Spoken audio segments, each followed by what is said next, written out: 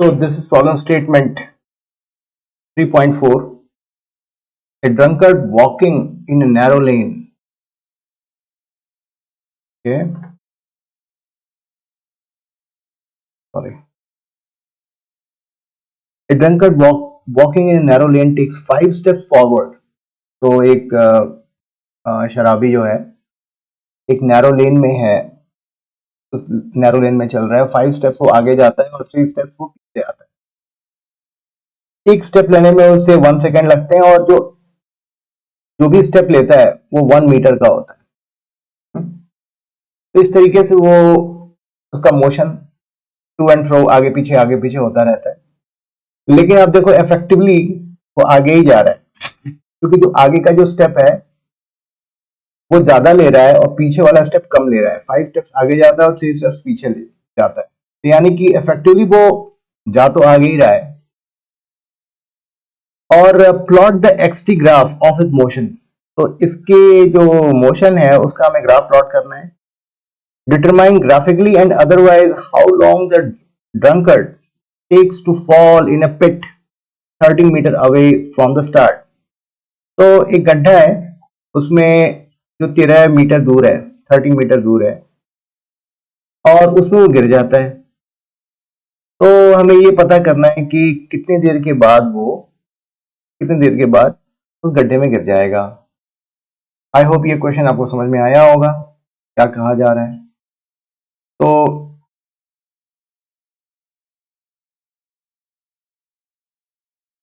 in 5 seconds man moves 5 steps, or you can say 5 meter। ठीक है। उसके बाद नेक्स्ट 3 सेकंड में मैन moves backward 3 steps और 3 मीटर। तो इफेक्टिवली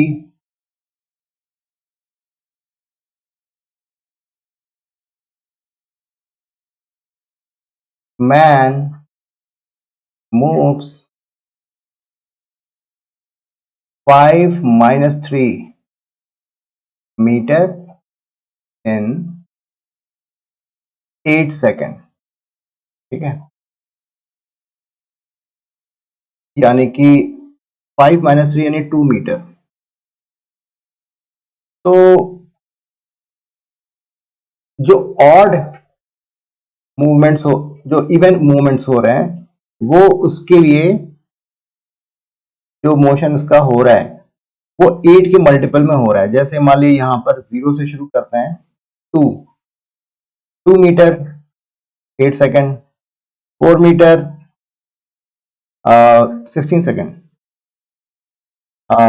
6 मीटर 24, और 8 मीटर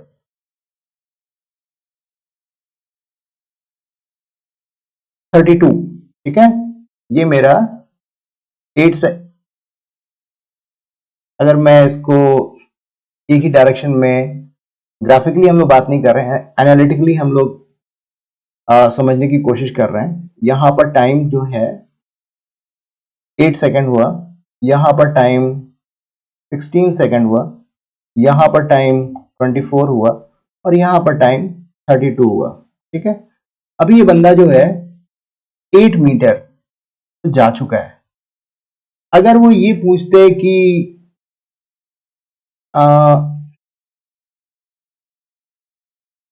10 मीटर आगे क्या होगा, तो 10 मीटर जाने में, देखो 10 मीटर तक जाने में तो इसको 36 लगते, लेकिन ऐसा होने से पहले 1 2 3 4 5, नेक्स्ट 5 सेकेंड में वो यहां पर आता और उसके 3 सेकेंड्स में वो पीछे आता, वो यहीं पर आकर के जो पिट है इसमें जाके गिर गया।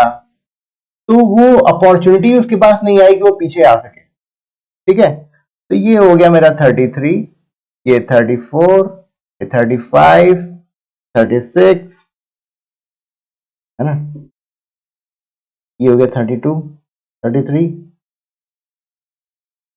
ओके, 30, 33, 34, 35, 36, 37 एंड 37, 36 और ये हो गया 37। तो इसका मतलब ये 32 प्लस 5, 32 प्लस 5, तो 32 सेकेंड्स तक, 32 सेकेंड्स में इसने 8 मीटर की डिस्टेंस डिस्टेंस तो ट्रेवल कर ली।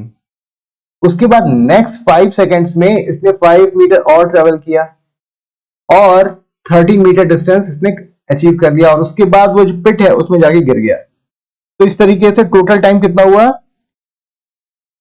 37 सेकेंड।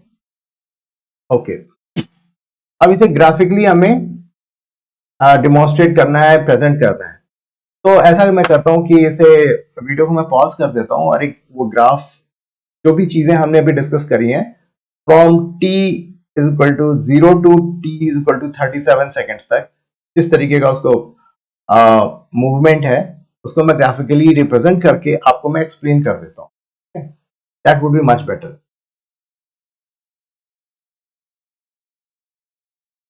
ठीक है,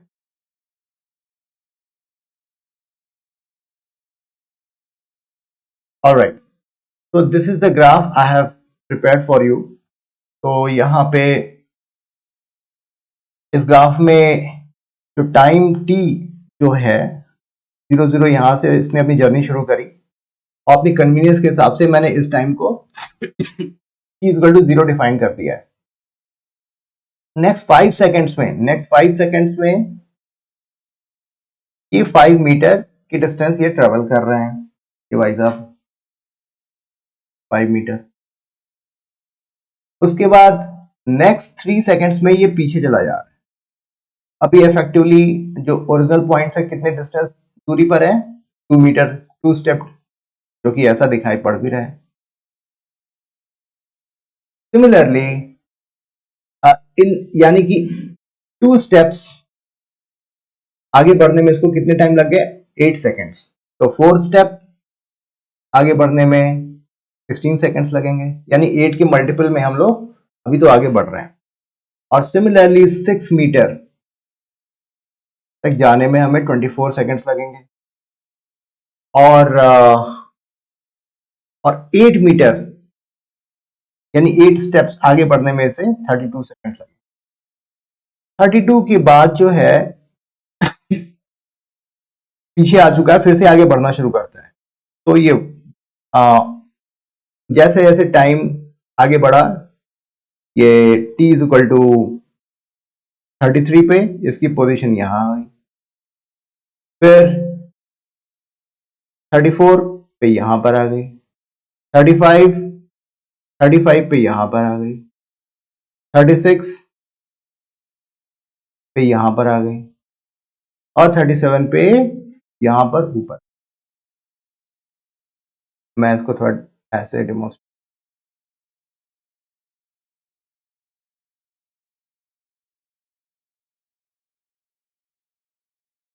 ऐसे, ठीक है। Well this is self explanatory. तो दिस वे हमने इसको ग्राफिकली भी रिप्रेजेंट किया, किस तरीके से 37 सेकंड में ये 13 मीटर की डिस्टेंस ट्रेवल करके पिट में जाके गिर जाएगा। तो आई होप इसका एक्सप्लेनेशन आपको समझ में आया।